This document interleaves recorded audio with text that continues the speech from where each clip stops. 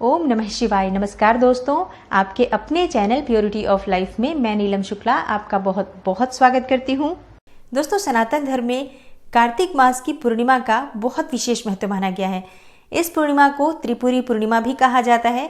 ऐसा माना जाता है दोस्तों कि इस दिन ही भगवान शिव ने त्रिपुरासुर नामक असुर का नाश किया था। तभी से वह त्रिपुरारी के नाम से पूजित भी हुए थे।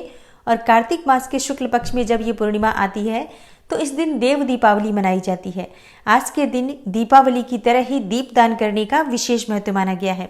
दोस्तों, आज की वीडियो में मैं आपसे बात करने वाली हूँ कि कार्तिक मास की पूर्णिमा कब है, तिथि कब प्रारंभ होगी, कब समाप्त होगी और आज हमें क्या विशेष करना चाहिए।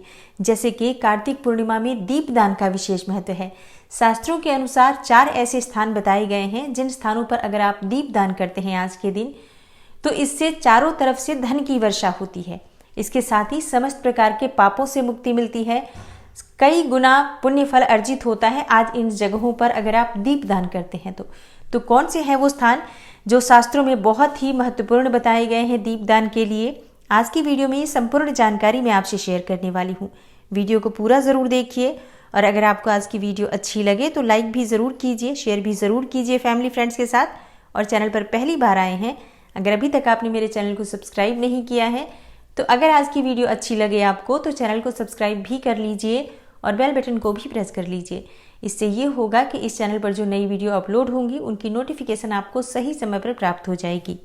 दोस्तों, बात करें पूर्णिमा तिथि के महत्व के बारे में तो कार्तिक मास की पूर्णिमा देव प्रबोधिनी एकादशी से लेकर और पूर्णिमा तिथि तक पूरे 5 दिन उत्सव की तरह मनाई जाती है।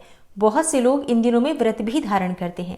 जैसे कि कार्तिक मास का व्रत अगर आप नहीं कर पाते हैं पूरे महीने का तो इन 5 दिनों का यानी कि प्रबोधिनी एकादशी से लेकर पूर्णिमा तिथि तक अगर आप व्रत धारण करते हैं तो संपूर्ण कार्तिक मास के व्रत के समान ही पुण्य फल प्राप्त होता है और सभी प्रकार की कामनाएं पूर्ण हो जाती हैं इन 5 दिनों तक व्रत धारण करने से। इस व्रत को भीष्म पंचक व्रत कहा जाता है और सभी प्रकार के सुखों की प्राप्ति के लिए, यहाँ तक कि मोक्ष तक की प्राप्ति के लिए इस व्रत को धारण किया जाता है। तो बहुत महत्वपूर्ण होती है पूर्णिमा तिथि, जो कि देव प्रबोधिनी एकादशी से लेकर और पूर्णिमा तिथि तक विशेष रूप से उत्सव की तरह मनाई जाती है। और शास्त्रों के अनुसार कार्तिक पूर्णिमा का जो ये दिन होता है धार्मिक और आध्यात्मिक दोनों ही दृष्टिकोण से बहुत महत्वपूर्ण होता है। कार्तिक पूर्णिमा के दिन देवी देवताओं की कृपा पाने के लिए, देवी देवताओं को प्रसन्न करने के लिए बहुत ही श्रेष्ठ दिन माना गया है। इसलिए इस दिन लोग गंगा में स्नान करते हैं, इसके बाद दान करते हैं ताकि पुण्य फल अर्जित कर सके, अत्यधिक पुण्य फल की प्राप्ति हो सके। कार्तिक स्नान करने और भगवान विष्णु की पूजा करने से भक्तों को अपार सौभाग्य की प्राप्ति होती है। तो पूर्णिमा तिथि जो कि समापन का दिन होता है कार्तिक मास का, तो आज के दिन अगर आप पूरे मास में कार्तिक स्नान नहीं कर पाए हैं, गंगा स्नान नहीं कर पाए हैं, तो अगर संभव हो गंगा स्नान करना तो किसी पवित्र नदी में या फिर जल कुंड में स्नान जरूर करना चाहिए। उसके बाद दान पुण्य करना चाहिए, दीपदान जरूर करना चाहिए। कार्तिक पूर्णिमा के दिन दोस्तों धार्मिक समारोह भी किए जाते हैं। सबसे शुभ दिन माना जाता है ये आज का दिन, इसलिए कई तरह के अनुष्ठान लोग करते हैं, कई तरह के धार्मिक कार्य आज करते हैं, शुभ समारोह किए जाते हैं। ऐसा माना जाता है कि आज के दिन जो शुभ समारोह किए जाते हैं, धार्मिक कार्य किए जाते हैं, उससे जीवन में खुशियाँ आती हैं। तो आज का दिन बहुत महत्वपूर्ण होता है। दोस्तों, अब जानते हैं कि कार्तिक मास की पूर्णिमा तिथि कब है, तिथि कब प्रारंभ होगी, कब समाप्त होगी और स्नान दान किस दिन हमें करना है। पूर्णिमा तिथि दोस्तों इस बार 19 नवंबर को है और तिथि प्रारंभ हो रही है 18 नवंबर को दोपहर में 11:55 से और समाप्त हो रही है 19 नवंबर को दोपहर में 2:55 पर।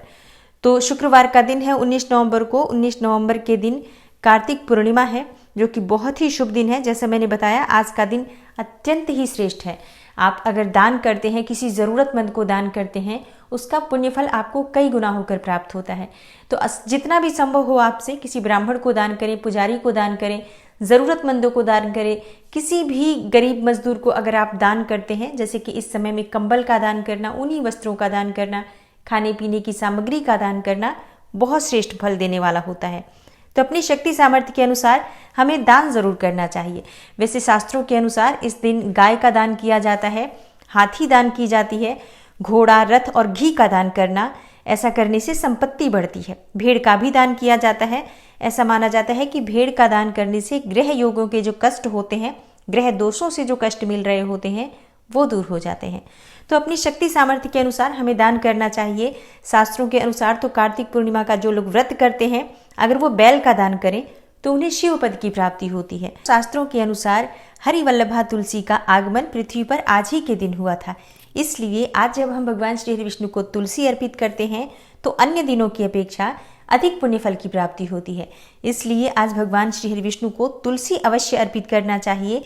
और कार्तिक पूर्णिमा है तो आज आपको दरवाजे पर दीपदान भी करना है घर के मुख्य द्वार पर। इसके साथ ही घर के मुख्य द्वार पर आम के पत्ते का तोरण लगाएं, स्वास्तिक जरूर बनाइए अपने घर के मुख्य द्वार पर दोनों तरफ। और आज के दिन दोस्तों शिवलिंग की पूजा भी विशेष महत्वपूर्ण होती है, क्योंकि आज के दिन को त्रिपुरी पूर्णिमा भी कहा जाता है। तो भगवान भोलेनाथ की पूजा से समस्त प्रकार की कामनाएं पूर्ण होती हैं। संध्या के समय में जब आप शिव मंदिर जाते हैं, अगर घर के आसपास कहीं भी शिव मंदिर हो, जाकर वहां दीपदान जरूर कीजिए। अगर आप आज एक शुद्ध घी का दीपदान किसी भी शिव मंदिर में करते हैं तो आपके जीवन के समस्त अंधेरे दूर होते हैं, जीवन में प्रकाश होता है, मतलब किसी भी प्रकार का संकट आपका टल जाता है, समस्त प्रकार की कामनाएं भी पूर्ण होती हैं। धन, संतान, विवाह, जो भी आपकी कामना हो, अगर आप भगवान भोलेनाथ के मंदिर जाकर दीपदान करें, प्रार्थना करें तो शीघ्र ही आपकी कामना पूर्ण होती है। दोस्तों आज के दिन शास्त्रों में दीपदान विशेष महत्वपूर्ण माना गया है। विशेषकर 4 जगहों पर, अगर 4 स्थानों पर दीपदान किया जाए तो ऐसा माना जाता है कि समस्त प्रकार के पापों से मुक्ति मिलती है, चारों तरफ से धन की वर्षा होती है और समस्त प्रकार की जो सुख संपदा होती है, ऐश्वर्य होता है, उन सभी प्रकार के ऐश्वर्य की प्राप्ति होती है आज के दिन इन जगहों पर दीपदान करने से। तो कौन से है वो स्थान? देखिए, पहला दीपक आपको जलाना है अपने घर के पूजा घर में।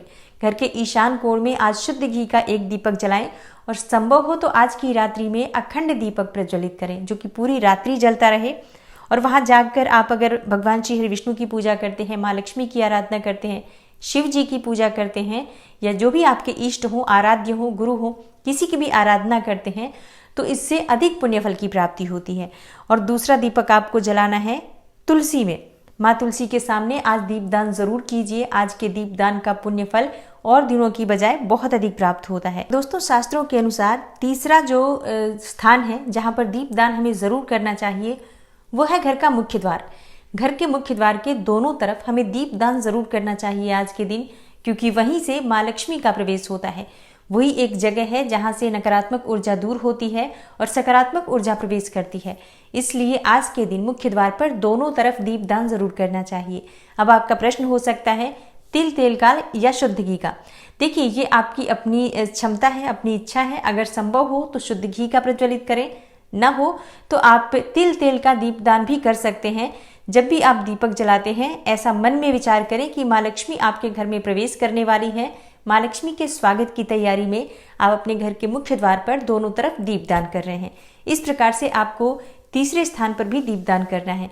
और चौथा जो स्थान माना गया है, जलाशय माना गया है, जहां बहुत महत्वपूर्ण है दीपदान करना और बहुत आवश्यक माना गया है कि अब अगर आप कार्तिक मास में पूर्णिमा तिथि पर दीपदान करते हैं तो जलाशय में अगर आप दीपदान करते हैं तो इससे सुख, समृद्धि, संपदा में वृद्धि होती है। तो अगर ऐसा संभव हो कि आप किसी जलाशय के किनारे हो तो जल में दीपदान कर सकते हैं।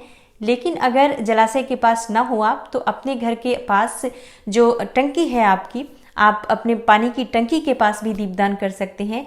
या फिर अपने घर में पूजा स्थल पर आप एक पात्र स्थापित कर दीजिए, जैसे एक तांबे का पात्र रखें जिसमें जल भर दीजिए, थोड़ा सा गंगा जल डाल के और जल डाल दें, वहीं पर आप दीपदान करें। मतलब एक दीपक गंगा जी के नाम पर आप वहाँ दीपदान कीजिए। मन में ये ध्यान कीजिए कि माँ गंगा के नाम पर आप ये दीपदान कर रहे हैं।